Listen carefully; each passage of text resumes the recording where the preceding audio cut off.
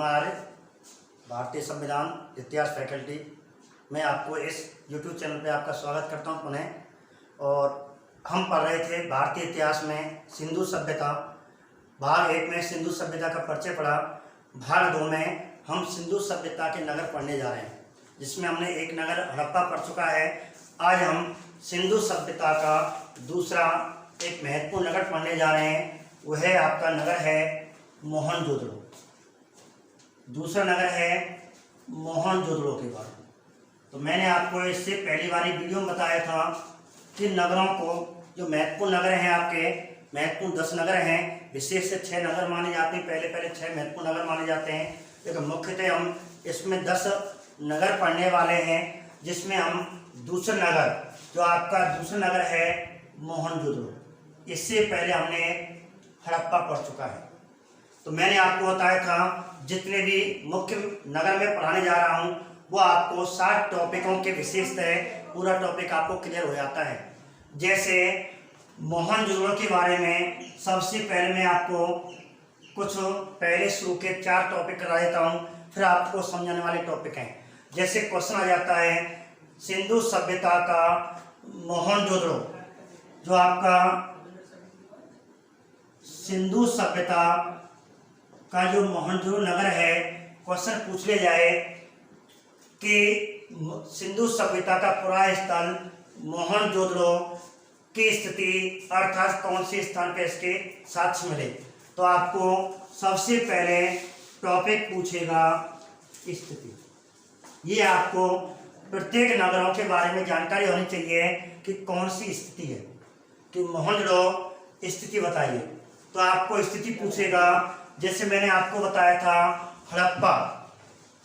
Harappa Montgomery Sahiwal जिला, जो पाकिस्तान के पंजाब प्रांत में पड़ता है, हड़प्पा वहाँ है। ऐसे अब आ जाए मोहनजोदड़ो कौन से स्थान पर स्थित है, तो आपको 4 स्थान एग्जाम में मिलेंगे और आपको आंसर करना है लरकाना। तो ध्यान रखना, हड़प्पा, मोहनजोदड़ो, चनुगदड़ो, सुतकांगेडोर ये पाकिस्तान में है। तो पाकिस्तान के कौन से प्रांत में मोहनजोदड़ो स्थित है, अर्थात लरकाना जो स्थान है वो कौन से प्रांत में है, तो पाकिस्तान के सिंध प्रांत में, पाकिस्तान के सिंध प्रांत में मोहनजोदड़ो स्थित है। ठीक है, तो इस प्रकार पाकिस्तान में है, अर्थात ये हमारे देश में ना होकर के पाकिस्तान में सिंधु सभ्यता का पूर्व स्थल है। आगे क्वेश्चन बनता है कि मोहनजोदड़ो किस नदी के किनारे स्थित है। जैसे हड़प्पा मैंने इससे पहले बता रखा है, रिवाइज के रूप में आपसे पूछ लेता हूं कि हड़प्पा किस नदी के किनारे स्थित है। हड़प्पा रावी नदी के किनारे स्थित है। ऐसे मोहनजोदड़ो कौन सी नदी के किनारे है, तो विशेषतः आपको ध्यान रखना, जो पुराय स्थल सिंध प्रांत के किनारे, सिंध प्रांत में स्थित है, तो वो सिंधु नदी के किनारे स्थित होगा। इस प्रकार ये सिंधु नदी के किनारे स्थित है, सिंधु नदी तट या किनारे पर स्थित है। ठीक है, इस प्रकार दूसरा प्रश्न आपको ये हो जाता है। तीसरा प्रश्न होगा मोहनजोदड़ो की किसने खोज की और कब खोज की, ये आपको ध्यान रखना है।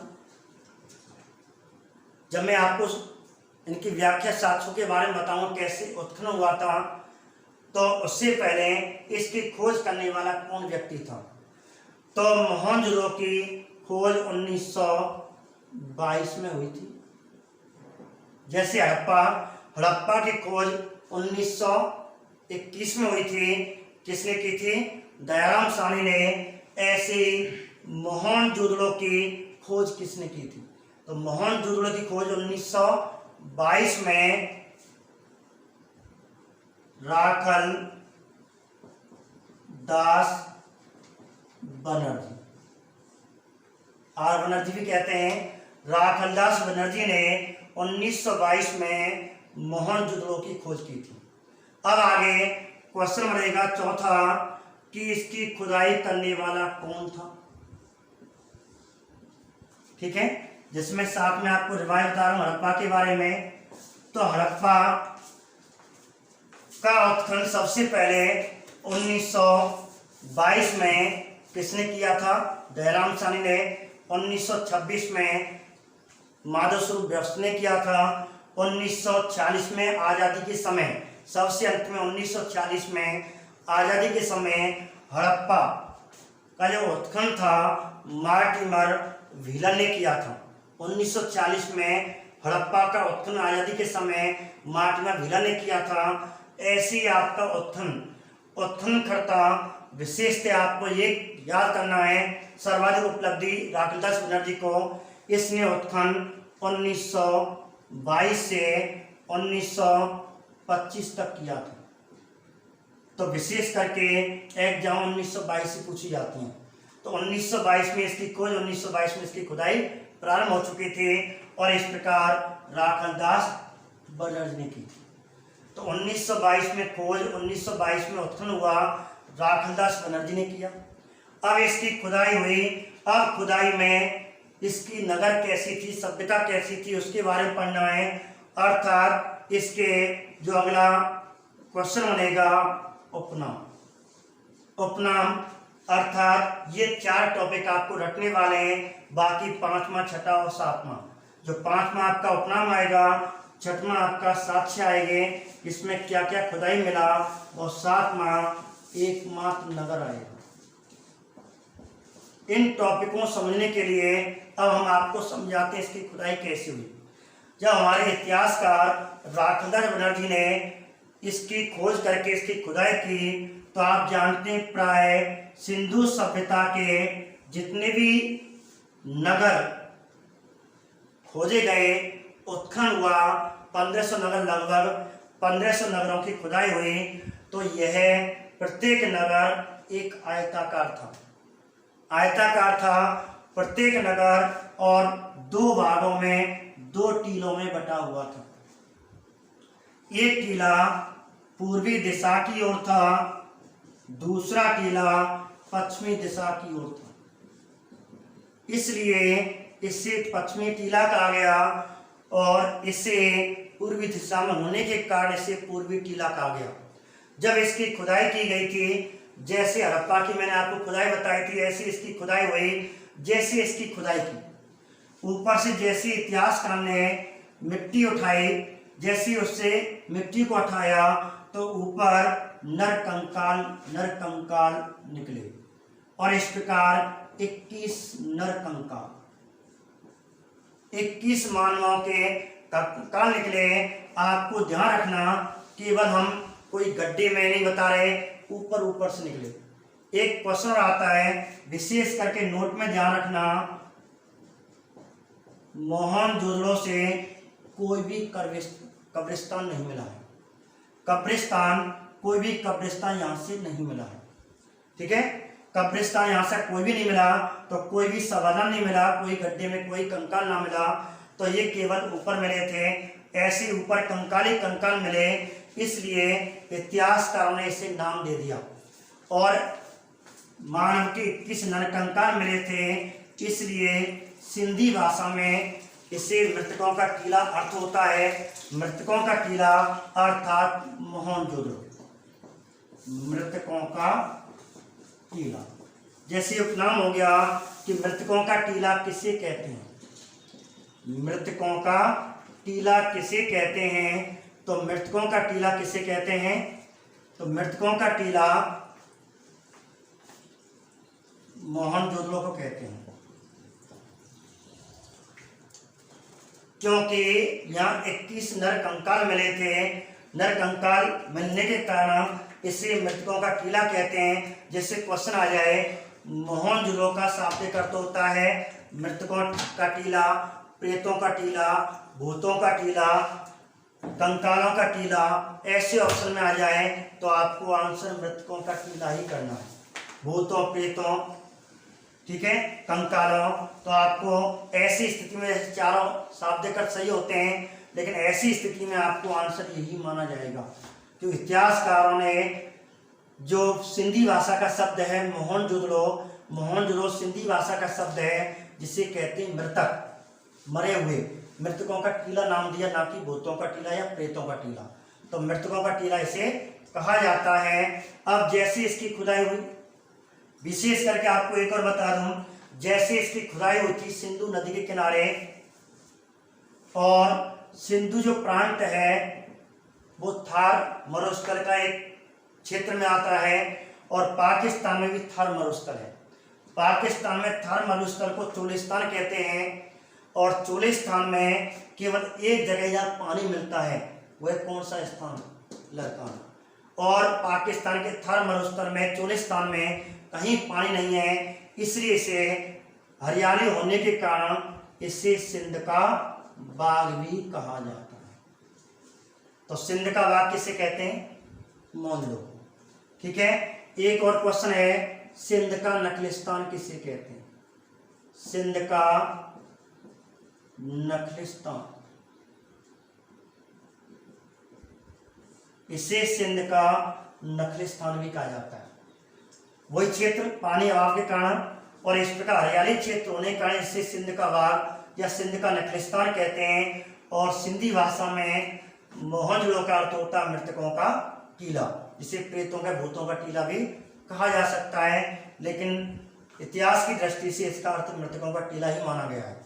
अब आगे बात करते हैं, जैसे इसकी खुदाई होने लगी और खुदाई में होते ही वही सामान्य स्थिति थी, आयताकार टीला मिला और दो टीलों में ये बटा हुआ था, एक पूर्वी टीला एक पश्चिमी टीला, और सामान्य जो पहला टीला था उस पर 4-5 बस्तियों के मकान थे, और दूसरा टीला था उस पर अनेक संख्या में बस्तियां थी, अनेक मकान थे।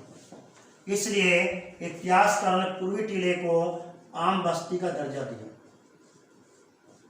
और पश्चिमी टीलों को रक्षा वर्ग या पुरोहितों का निवास स्थान, पुरोहित आवास भी कह सकते हैं।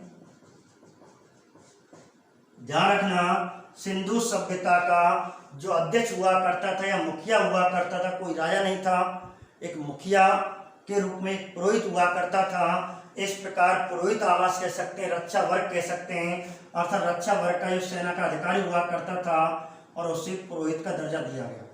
तो यहाँ सैनिक वर्ग या रक्षा वर्ग रहा करता था और जिसे पुरोहित आवास कहते हैं। पहले टीले को पुरोहित आवास का दर्जा दिया गया और दूसरे टीले को आम बस्ती का दर्जा दिया गया। अब सामंतवाद क्या थी? जब भी सिंधु सभ्यता की खुदाई की जाती थी तो पहले टीले पर चारों ओर एक रक्षा वर्ग, एक परकोटा मिलता था, इसलिए इसे हम परकोटा या रक्षा वर्ग कह सकते हैं। तो यहां से भी रक्षा प्राचीर मिली, ठीक है। इस प्रकार यहां से भी रक्षा प्राचीर मिली। अब यहाँ पे जैसी खुदाई होती है, अब खुदाई में क्या हुआ, जो दुर्ग टीला था, जो दुर्ग टीला था या गढ़ी क्षेत्र भी कह सकते हैं, यहां से एक स्तूप का साक्ष्य मिला। क्या मिला?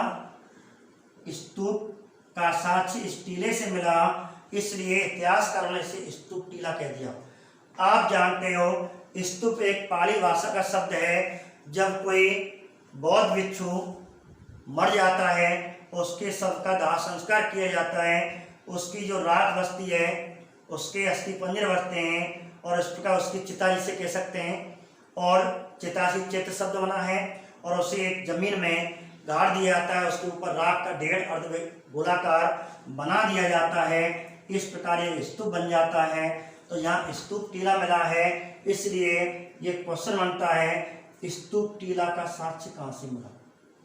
और ये टीले कुषाण कालीन है, इसलिए इसे कुषाण स्तूप भी कहते हैं, कुषाण कालीन टीला भी कहते हैं। तो आ जाए कुषाण कालीन टीला कहाँ से मिला है, या फिर कुछ इतिहासकारों ने इसे दुर्ग महल कहा है। देखो ये विशेष करके ध्यान रखना, जब दुर्ग टीला पूछे तो आपको सबसे पहले हड़प्पा आंसर करना है कि सबसे पहले दुर्ग टीला या खुदाई जो हुई थी हड़प्पा की हुई थी, इसलिए दुर्ग टीला का साक्ष्य हड़प्पा से माना जाएगा। और दुर्ग महल पूछे, स्तूप टीला पूछे तो आंसर आएगा मोहनजोदड़ो। इस इमारत के कारण घर के ऊपर एक अन्य टीला मिला था, इसलिए से हम एक महल कह सकते हैं, मात्र या ब्रज भाषा में से हम अट्टा कहेंगे। तो ऐसे करके यहाँ पे एक ध्रुव महल मिला। अब जैसे इसकी खुदाई की गई तो यहाँ से जो आम बस्ती थी, पूर्वी टीला था, अंग्रेज इतिहासकारों ने इसे एचआर क्षेत्र दर्शाया। यहाँ से जो मिला था, यहाँ से एक महिला की, नारी की मूर्ति मिली जो कांसे की बनी हुई थी, जिसे कैसे कह सकते हैं कांसे की नर्तकी। बहुत पेपर में पूछा जाता है कांसे की नर्तकी के साक्ष्य कहाँ से मिले। तो कांसे की नर्तकी साक्ष्य जो पूर्वी टीला था, जिसके एचआर क्षेत्र से कांसे की नर्तकी मिली। अब ध्यान रखना, विशेष करके जो कांसे की नर्तकी जो चौथा तीसरा साक्ष्य मिला यहाँ से, कांसे की नर्तकी एक उत्कृष्ट नमूना माना जाता है सिंधु सभ्यता का। सिंधु सभ्यता की सर्वाधिक सबसे प्रसिद्ध प्रतिकृति मानी जाती है, सर्वश्रेष्ठ नमूना माना जाता है। तो सिंधु सभ्यता का सर्वश्रेष्ठ या सर्वोत्तम या सर्वाधिक प्रसिद्ध नमूना, प्रसिद्ध कलाकृति किसे कहते हैं? तो आपको ऑप्शन में 4 आएगा, आंसर करना है कांसे की नर्तकी। अब क्यों कहते हैं सर्वाधिक प्रसिद्ध कलाकृति, सर्वोत्तम नमूना क्यों कहते हैं? क्योंकि कांसे की नर्तकी का मतलब है एक नारी है जो नृत्य कर रही है, उसकी जो कांसे की नर्तकी खिलौने के रूप में मिली है, छोटी सी मिली है, उसमें क्या है, उसने अपना एक हाथ एक सिर पे और एक हाथ अपना कमर पे और एक उसका पैर आगे बढ़ा हुआ है, इसलिए हम समझते हैं इतिहासकारों ने माना कि ये नाच रही है। दूसरी विशेष बात, क्यों नाचने को वैसे सर्वोत्कृति नहीं कहते? दूसरी जो विशेष बात है, सर्वोत्कृति का नाम दर्जा क्यों दिया गया? क्योंकि इस नर्तकी के दोनों हाथों में चूड़ियां हैं, चूड़ियां बनी हुई हैं, मिट्टी की बनी हुई, वो कांसे की है, कांसे की चूड़ियां हैं, अर्थात वही आकृति बनी हुई है। तो कांसे की आकृति की चूड़ियां इसमें बनी हुई हैं। जो दायां हाथ है, सीधा हाथ है, जिसे दायां हाथ कहते हैं, इस हाथ में दाएं में 4 चूड़ियां पहन रखी हैं इसमें। बाएं में जिसे खैरा हाथ कहते हैं, इसमें 24 चूड़ियां पहन रखी हैं। और इस प्रकार इसने कुल कितनी चूड़ियां? 28 चूड़ियां। इसलिए इसे सर्वाधिक प्रसिद्ध कलाकृति, सिंधु सभ्यता की सर्वाधिक प्रसिद्ध कलाकृति किसे कहा जाता है? सर्वोत्तम नमूना किसे कहा जाता है? तो आंसर आपको कांसे की नर्तकी। ऑप्शन में अन्नागार, स्नानागार, कांसे की नर्तकी, पाशुपति अंकित मुद्रा, ऐसे ऑप्शन आएंगे और चारों प्रसिद्ध मानी जाती हैं। इन चारों में सर्वोत्तम कांसे की नर्तकी को सर्वोत्तम, सर्वाधिक प्रसिद्ध, सर्वश्रेष्ठ नमूना कहा गया है इन चूड़ियों के कारण और एक नृत्य कला के कारण। इस प्रकार ये तीसरा साक्ष्य हुआ। अब आई खुदाई हुई। अब खुदाई में गरीब क्षेत्र से, पश्चिम टीले से, दुर्ग टीले से अब खुदाई होती गई। अब इसमें क्या मिला? एक विशाल स्नानागार, अर्थात इस गरीब क्षेत्र से, इस गरीब क्षेत्र के पास यहाँ पे विशाल स्नानागार, इसे ग्रेट बाथ, वर्तमान में हम बाथरूम बोलते हैं, हमारे छोटे छोटे बाथरूम होते हैं, लेकिन यहाँ एक सार्वजनिक बाथरूम मिला।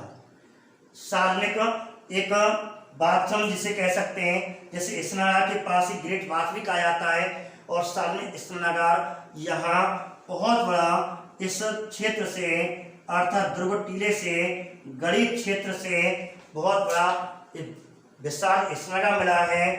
जैसे हमारे देवी देवताएं के पुरास्थल या तीर्थ स्थल होते हैं, वहाँ पे हमारा कुंड होता है, स्नानागार होता है, बिल्कुल ऐसे ही लगभग यहाँ पे 12 मीटर लंबाई में और लगभग 7 मीटर चौड़ाई में और 8 मीटर लगभग गहराई में। तो 12 मीटर लगभग इसकी लंबाई है, 7 मीटर लगभग चौड़ाई है, उसमें इसे ग्रेट बाथ कहते हैं और इसे कहा गया है स्नानागार। क्वेश्चन आ जाए, स्नानागार के साक्ष्य कहां से मिले? इस प्रकार यहां से जो अगला साक्ष्य है स्नानागार, जिसे ग्रेट बाथ कहते हैं, और यहां से मिला है। इसकी एक विशेषता है, इसमें सीढ़ियां बनी हुई हैं।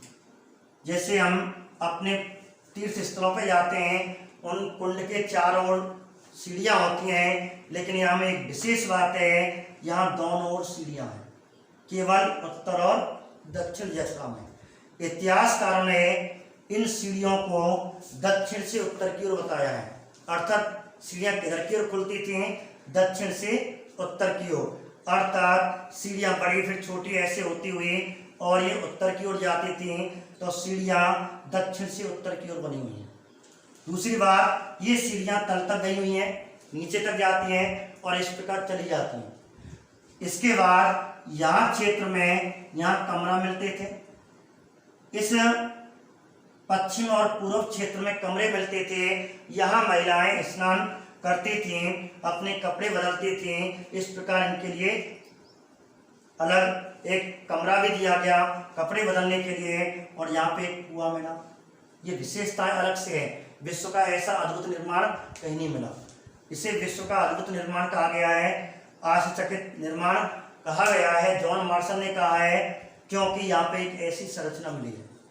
अब अद्भुत निर्माण क्यों कहते हैं, विश्व का आश्चर्यचकित इमारत क्यों कहते हैं, जो जॉन मार्शल ने कहा है, क्योंकि कुआं के पास और इस क्षेत्र में नीचे की ओर एक नाली मिली है। जब गंदा पानी इसमें भर जाता होगा तो दक्षिण पश्चिम में गंदे पानी निकालने के लिए नाली मिली हुई थी, और शायद इस कुआं से इस बात को, इस स्नानघर को भरते होंगे, कुंड भरा जाता होगा। और यहाँ पे सार्वजनिक क्षेत्र प्रतिदिन इसका प्रयोग नहीं करते थे, लेकिन जब कोई धार्मिक कार्य होता था, धार्मिक अनुष्ठान होता था, जब इसका प्रयोग करते होंगे। जैसे हम धार्मिक क्षेत्रों में जाते हैं तभी उसको नहाने जाते हैं। तो इस प्रकार इसे विश्व का एक आश्चर्यचकित इमारत कहा गया है जॉन मार्शल ने। और ऐसे करके स्नानघर के प्रमाण कहाँ से मिले, विशाल स्नानघर कहाँ से मिला, मोहनजोदड़ो से। अब हम बात करते हैं आगे। अब इसकी खुदाई हुई। अब खुदाई होने के बाद इसी क्षेत्र से एक और चीज मिली, एक पात्र मिला। पात्र क्या मिला कि जैसे दो पात्र मिले, उसका एक ढक्कन था, ढक देते हैं, और ये पात्र मिला, चांदी का पात्र बना हुआ था। और खुदाई में ये पात्र मिला चांदी के पात्र में, और जैसे हमने ढक्कन खोला उसमें सूती कपड़े के साक्ष्य मिले। इस प्रकार आ जाए, सूती कपड़े के साक्ष्य कहाँ से मिले, अर्थात चांदी के पात्र में सूती कपड़े या सूती वस्त्र के साक्ष्य कहाँ से मिले, तो मोहनजोदड़ो आंसर आता है। एक विश्व पूरा चांदी का बना हुआ है, एक अद्भुत है। चांदी का साक्ष्य कहाँ से मिले, सिंधु सभ्यता से मिले। सबसे पहले भारतीय सभ्यता की सिंधु सभ्यता में चांदी का साक्ष्य मिला। और चांदी का साक्ष्य कौन से स्थान से मिला, तो आपको आंसर मोहनजोदड़ो करना है। इस प्रकार इसकी और खुदाई हुई। खुदाई होने के बाद अब कहते हैं यहाँ से एक और अद्भुत निर्माण मिला, एक आश्चर्यचकित वस्तु मिली। आश्चर्यचकित वस्तु तो इसे कहते हैं। अन्य एक विशेषता और मिले, यहाँ पर एक मिट्टी की मृण मोहर मिली, मुद्रा मिली। और आप जानते सिंधु सभ्यता की जो मोहरों का आकार था वो वर्गाकार था, चारों भाग, चारों दिशाएं, चारों भुजाएं उसकी समान थे। और यहाँ वर्गाकार एक मिट्टी की मृण मुद्रा मिली। देखिए, मिट्टी की मृण मुद्रा तो सभी क्षेत्र से मिली है, लेकिन एक प्रसिद्ध मुद्रा मानी जाती है। इस मुद्रा पर पाशुपति अंकित, अर्थात आद्य शिव, जो हमारे शिव जी भगवान पद्मासन आश्रम में बैठ जाते हैं, तो वह ऐसी पद्मासन आश्रम में एक पाशुपति अंकित शिव, आद्य शिव जिसे कहते हैं, जॉन मार्शल ने इसे आद्य शिव का दर्जा दिया गया है। इसे आद्य शिव कहा जाता है, अर्थात एक वर्गाकार मुद्रा मिली है, मृण मुद्रा मिली है। और इस मृण मुद्रा पर आद्य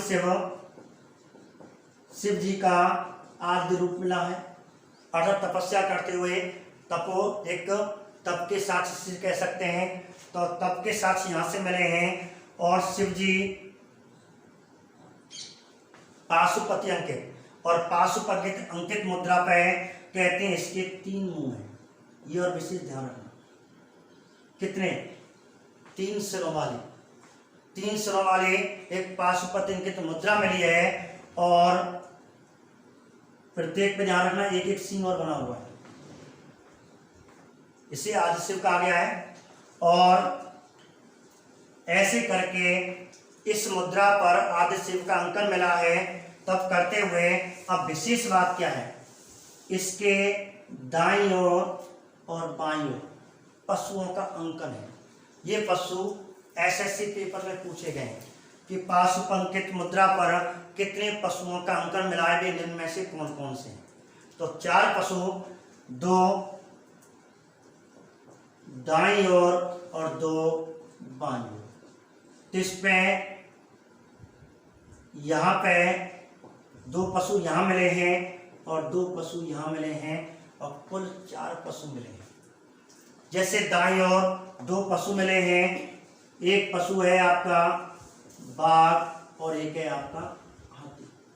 तो बाघ और हाथी के साथ मिले हैं भैंसा और चौथा है गेंडा। अर्थात इस मोहनजोदड़ो से पाशुपति अंकित मुद्रा मिली है। अर्नेस्ट मैको को मिली थी। आपको ये भी बता दें अर्नेस्ट मैक ने इसकी भी खुदाई की थी। इसके बाद राखलदार बनर्जी के बाद उसे यहाँ से पाशुपति अंकित मुद्रा मिली थी। और इस प्रकार पाशुपति अंकित मुद्रा को ही आदि शिव कहा जाता है। और पाशुपति अंकित मुद्रा पर 4 पशुओं का अंकन मिला। एक और विशेष करके पद्मासन अर्थात यहाँ बैठे हुए थे और नीचे की ओर आसन की तरफ एक और पशु का अंकन मिला। वह पशु हिरण सा। इनकी संख्या 2 थी, 2 हिरण मिले और ये हिरण खड़े हुए हैं दोनों।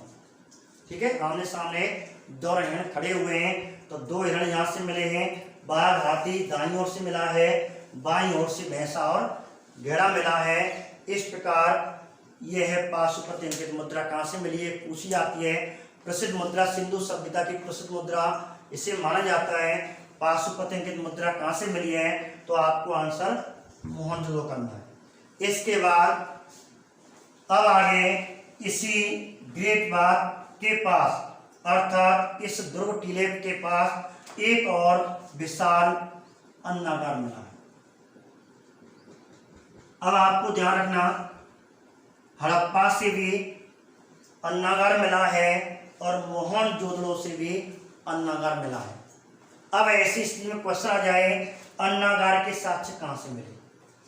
अन्नागार के साक्ष्य कहाँ से मिले, तो आपको आंसर ऐसी स्थिति में हड़प्पा करना है। हाँ, क्वेश्चन आपको यदि पूछे मोहनजोदड़ो की सबसे बड़ी इमारत कौन सी है, मोहनजोदड़ो की सबसे बड़ी इमारत कौन सी है आ जाए, तब आपको अन्नागार करना है, ना कि स्नानागार। क्योंकि ऑप्शन विशाल स्नानागार जरूर मिलेगा, दुर्ग महल जरूर मिलेगा। तो आपको ध्यान रखना, आपको आंसर बहुत अच्छा क्वेश्चन है, नेगेटिव है। लगभग जो बच्चे ध्यान से नहीं पढ़ते स्नानागार को कराएंगे, जबकि अन्नागार जो विशाल स्नानागार है वह आपको मोहनजोदड़ो से मिला है। लेकिन पेपर में पूछा जाए मोहनजोदड़ो जो नगर है उसका सबसे बड़ा नगर कौन सा है, वह अन्नागार है। लेकिन सार्वजनिक नगर कौन सा है, जब सार्वजनिक नगर पूछे तो स्नानागार आएगा। जब सबसे बड़ी इमारत पूछे, बड़ी इमारत पूछे, तब आंसर आपको आंसर अन्नागार। जब सार्वजनिक स्थल आएगा तब आपको आंसर स्नानागार करना है। ये विशेष करके आपको सावधानी बरतनी है। दोबारा सुने, क्वेश्चन पूछेगा मोहनजोदड़ो की सबसे बड़ी इमारत कौन सी है, तो अन्नागार करना है। मोहनजोदड़ो की सार्वजनिक स्थल कौन सा है, तो स्नानागार करना है। अब आगे बात करते हैं, यहाँ से फिर खुदाई में यहाँ इसी क्षेत्र पे एक चबूतरा मिला और इसे इतिहासकारों ने सभासद या नागरिक परिषद या महाविद्यालय इसे महाविद्यालय भी कहा गया। इस प्रकार क्वेश्चन आ जाए महाविद्यालय के यूनिवर्सिटी के साक्ष्य या सभासद या नागरिक परिषद के साक्ष्य कहां से मिले। तो एक चबूतरा मिला है, यहाँ पर उस समय के नागरिक, उस समय की यहाँ की आम जनता यहाँ बैठते होंगे, मुखिया अपनी अध्यक्षता करता होगा और इस प्रकार को निर्णय देता होगा। इस प्रकार यहाँ भी एक शासन चलता होगा, स्थानीय शासन चलता होगा और इस प्रकार नागरिक परिषद या सभासद भी कहा गया है। कुछ इतिहास करने से महाविद्यालय भी कहा गया है। इस प्रकार सभासद या नागरिक परिषद के साक्ष्य कहाँ से मिले, मोहनजोदड़ो से। एक साक्ष्य मिला यहाँ शीत का बना हुआ पैमाना, टूटा पैमाना भी मिला है। अनेक साक्ष्य मिले, विशेष करके आपको ये साक्ष्यों पे विशेष ध्यान देना है। एक कांसे की नर्तकी, एक स्नानागार, विशेष करके सर्वाधिक इसमें पूछे जाते हैं। अब आगे ये साक्ष्य हुए, अब एकमात्र नगर लास्ट टॉपिक है। अब जैसे क्वेश्चन आ जाए, ये क्वेश्चन काफी अब पूछा जाने लगा है। क्वेश्चन क्या पूछेगा कि निम्न में से एकमात्र ऐसा नगर कौन सा है जिसका 9 बार उत्थान हुआ, 9 बार पतन हुआ। 9 बार उत्थान, 9 बार पतन। राजस्थान माध्यमिक शिक्षा बोर्ड की किताब में 9 बार है, लेकिन दिल्ली की किताब में, एनसीईआरटी किताब में, दिल्ली वाली किताब में इसे 7 बार कर रखा है। आपको ध्यान रखना, एसएससी या रेलवे सेंट्रल लेवल का कोई एग्जाम हो तो उसमें 7 बार करना है, लेकिन राजस्थान स्तर पे कोई ये क्वेश्चन आ जाता है तो आपको 9 बार करना है कि राजस्थान माध्यमिक शिक्षा बोर्ड की जो नया परिवर्तन सिलेबस पाठ्यक्रम है उसके तहत नई किताब में 9 बार दे रखा है। नवीन उत्खनन के आधार पर नवीन खुदाई या नवीन आंकड़े या नवीन उत्खनन के आधार पर इसका आंसर 9 बार बता रखा है कि यहाँ पे 9 बार पर मिट्टी की परतें मिली हैं। तो इतिहासकार ने अनुमान लगाया शायद सिंधु नदी में बाढ़ आई होगी और 9 बार बाढ़ आई होगी। इस प्रकार 9 बार इसका विकास हुआ, 9 बार इसका पतन हुआ। तो क्वेश्चन आ जाए कि मोहनजोदड़ो या सिंधु सभ्यता का एकमात्र ऐसा नगर जिसका 9 बार उत्थान 9 बार पतन हुआ था, वह निम्न में से कौन सा पुराना स्थल है, तो आपको मोहनजोदड़ो करना है। ये क्वेश्चन आता है कि सिंधु सभ्यता का सर्वाधिक क्षेत्रफल, सबसे बड़ा नगर क्षेत्र की दृष्टि से या जनसंख्या की दृष्टि से सबसे बड़ा नगर कौन सा है, तो आपको मोहनजोदड़ो करना है। इस प्रकार मोहनजोदड़ो जो सिंधु सभ्यता का महत्वपूर्ण दूसरा नगर है, उसे हमने 7 टॉपिकों में पढ़ा। नंबर 1 स्थिति कि मोहनजोदड़ो कहाँ स्थित है, लड़काना। मोहनजोदड़ो किस नदी के किनारे है, सिंधु नदी के किनारे। मोहनजोदड़ो की खोज किसने और कब की, मोहनजोदड़ो की खोज राकेलदास बनर्जी ने 1922 में की। इसकी खुदाई 1922 से 25 तक राकेलदास बनर्जी ने की थी। और इस प्रकार मृतकों का टीला किसे कहते हैं, प्रेतों का टीला किसे कहते हैं। दूसरा क्वेश्चन है सिंध का बाग किसे कहते हैं, सिंध का नकलिस्तान किसे कहते हैं, मोहनजोदड़ो कहते हैं। और आप जानते हैं, मैंने बताया था कि मोहनजोदड़ो को सिंधु सभ्यता की दूसरी राजधानी भी कहते हैं, सिंधु सभ्यता का दूसरा महत्वपूर्ण नगर भी कहते हैं। इस प्रकार 3 और 2 5 क्वेश्चन आपको नाम पे बन जाते हैं। आगे स्तूप टीले के साक्ष्य, कौशालकाल टीला, दुर्ग महल, अन्नागार, स्नानागार, कांसे की नर्तकी, सभासद या महाविद्यालय, सीप का टूटा हुआ पैमाना, ऐसे साक्ष्य मिले या पाशुपति अंकित मृण मुद्रा आदि शिव का साक्ष्य कहाँ से मिला, तो आपको आंसर आएगा मोहनजोदड़ो। इस प्रकार इसका 9 बार उत्थान 9 बार पतन हुआ। और ये हमारा सिंधु सभ्यता का दूसरा प्रसिद्ध नगर मोहनजोदड़ो हमने आगे इस वीडियो में पढ़ा। अगले वीडियो में आपको पाकिस्तान का चनूदड़ो कुछ और नगर हैं और उनको पढ़ने जा रहे हैं, ठीक है। और अगले वीडियो प्राप्त करने के लिए इस चैनल को सब्सक्राइब जरूर करें। धन्यवाद।